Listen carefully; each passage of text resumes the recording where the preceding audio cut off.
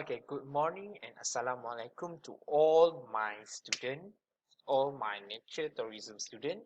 So I will continue to part 2 nature tourism, chapter 1 introduction to nature tourism. That being, I don't have enough time to finish all the chapter yesterday, so I will continue it here. So we will go to defining the sustainable tourism. Okay, sustainable tourism itself playing an important role in nature tourism.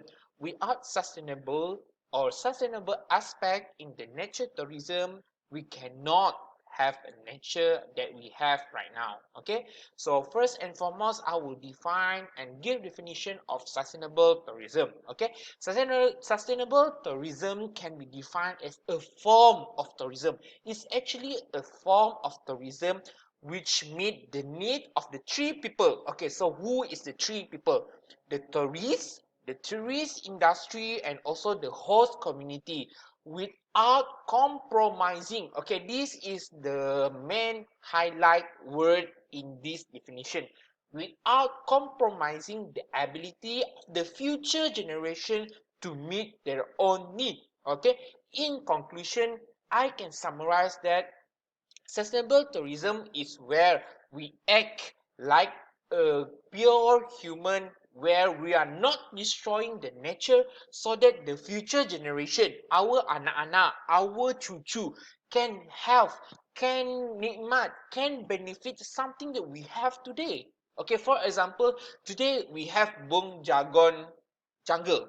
Okay, so we have to protect it so that our cucu, our anak, our son, our daughter after this can have and see the Bung Jagoy itself. Okay, just like the original, just like the time that we have. Okay, that is known as sustainable tourism. Okay, so why we have to apply the sustainable tourism toward the nature? Okay, what is the benefit? Okay, first and foremost, we are doing something like this because we want to promote cultural diversity.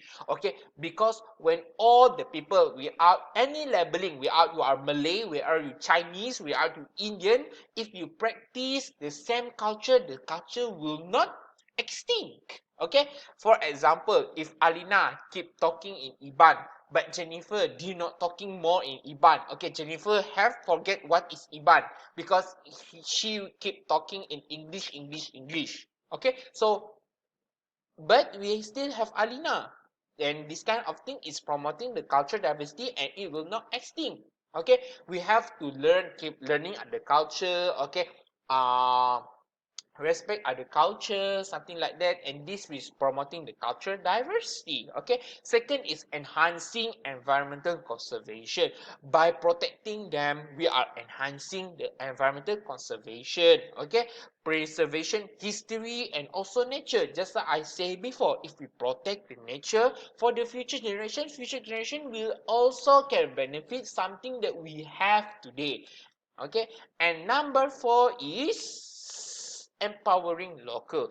By empower the local is the one who protect the nature that around their place, around their environment. Okay, when we are empowering, give the local power to protect their own place, their own nature.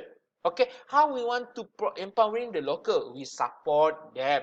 If we go to that place, we go to their place. Okay, we pay the parking fee. Okay, we're not destroying the place, we're not polluting the local place. Okay, fostering the local supply chain. How we want to ensure that the local also have money.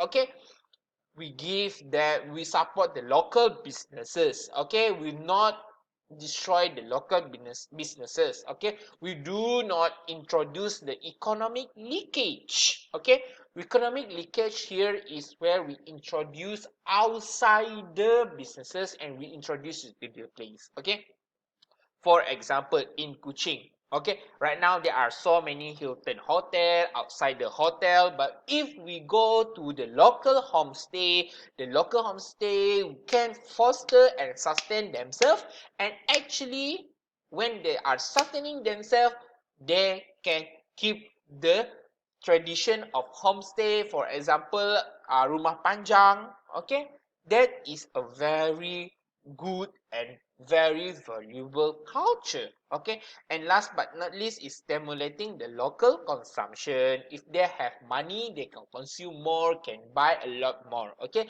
so what is the difference between sustainable development and non-sustainable development? Okay, if there are sustainable development, it is slow development. When it's slow development, it can protect the place. Okay, for example, okay, if the slow development, we will be careful which pokok we can tebang, which pokok we cannot tebang. So if it's not sustainable development, it's a rapid development. Okay, we tebang all the pokok because we have to do this building. This building need to be erected, we need to be built, need to be created in the time of 10 minutes. It's not 10 minutes, maybe 10 years. Okay, so that is a very rapid development. Okay, appropriate scale is do not taking so much area.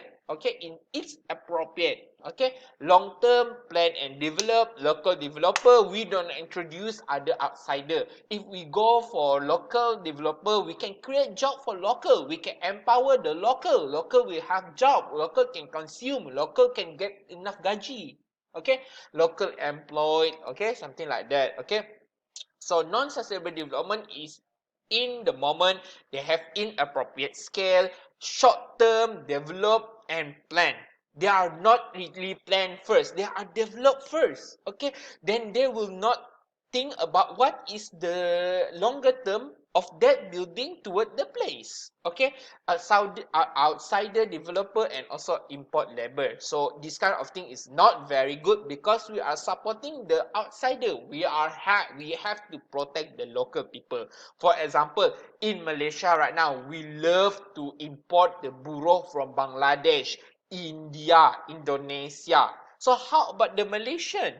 Okay, we not get the enough job, but and yet you import outsider. Okay, because they want to have a cheap labor. Okay, so nature tourism in context. Nature tourism in context means nature tourism definition. We have to know the concept of the nature tourism. Okay, nature-based tourism occur in the natural setting. Yes, if you want to classify something in nature tourism, it have to be in the natural setting. Okay, in the natural landscape. Okay, they added emphasis on fostering understanding and conservation of natural environment. We not only go to the nature place and destroy the place. We actually conserve the place. We actually preserve the place. Okay? So what is the main or primary objective of nature tourism?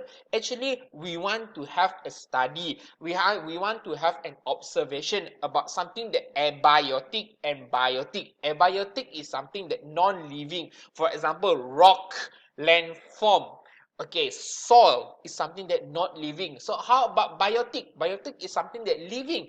Tree, flora, fauna, animal. Okay, that is something that they are living. So when we go to nature tourism, we are appreciating, we are actually conserving, we actually protecting this biotic and abiotic living, non-living things and living thing in the nature. We're not destroying it. Okay, so nature tourism in context is have a broader focus than only just view the wildlife. We only view it. That is not nature tourism. Nature tourism, you view it, you appreciate it, you want to conserve it, you don't want to destroy it. Okay, that is actually a nature tourism. Okay, so last but not least, in the context of nature tourism can be defined. Okay, this is the definition, the real definition of nature tourism. So if I include what is nature tourism definition, so this is the answer in the slide. Okay, nature tourism can be defined as experiencing nature place. Just like I said before, if you want to have a nature experience, you have to go to nature place. You cannot go to Eon Big and you want to expect something that nature, something that original. Okay, typically through outdoor activity that are sustainable in terms of their impact and the environment. Sustainable means we have to protect the place from the social, economic, and environment aspect. Okay, nature tourism also can be defined as responsible travel to natural area which conserve the environment and improve the welfare of the local people. Okay, so actually the spectrum of, we go to the next subchapter, that is the spectrum of the nature tourism. There are three spectrum of the nature tourism.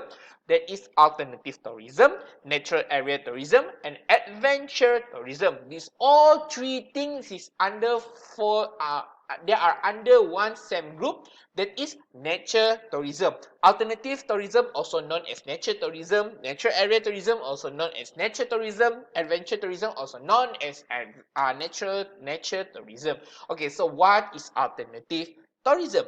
Alternative tourism also referred as special interest tourism, or SIT, or responsible tourism. We we take an alternative where when we go to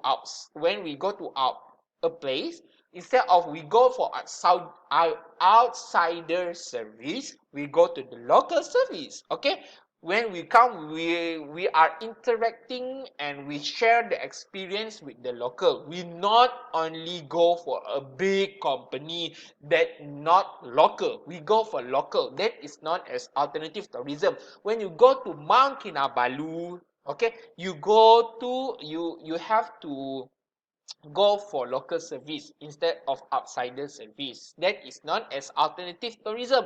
We get for a local alternative instead of outsider alternative. That is known as alternative tourism. So nature area tourism.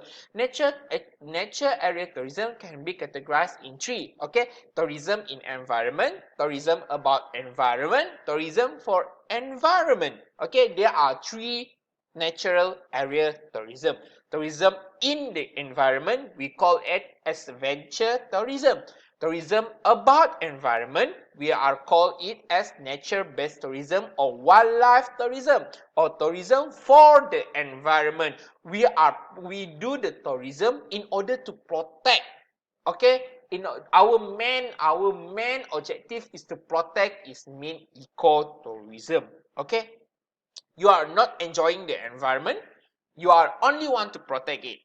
Okay, but actually the protection is the main objective, but at the same time you also enjoy lah, something like that. Okay, about the environment you come to enjoy, but actually the second objective is you want to protect the environment. You all about what is the main objective of your travel. Okay, so if your objective is about the environment, then we go for adventure tourism. When you want to go for about the environment, you want to enjoy the environment, but at the same time you want to protect the environment, we call it nature-based tourism. Or you want to go for protecting the environment first, then you enjoy, then it called as ecotourism. Okay,